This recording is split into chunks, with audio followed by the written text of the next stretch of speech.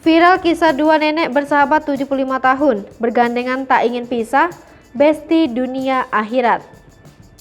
Beredar di media sosial potret manis kedua wanita lanjut usia yang sudah menjalin persahabatan selama 75 tahun. Potret tersebut memperlihatkan kekompakan kedua nenek sangat akrab bergandengan tangan berjalan menyusuri lorong gedung.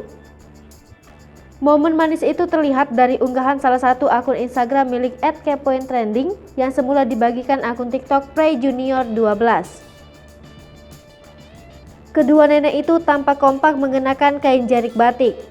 Nenek yang mengenakan hijab orange diketahui berusia 85 tahun, sementara nenek berhijab putih lebih tua berusia 90 tahun.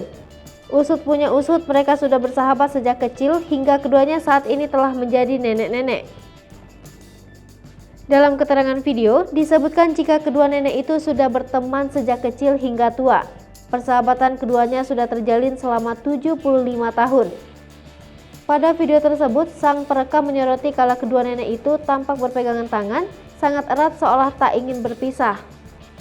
Meskipun banyak ibu-ibu lain yang datang dan berjalan, mereka berdua tampak asik jalan di belakang dan bergandengan. Setelah dibagikan, unggahan itu pun langsung ramai mendapat komentar dari netizen. Tak sedikit dari mereka ikut memention sahabat mereka supaya bisa berteman lama seperti dua nenek tersebut.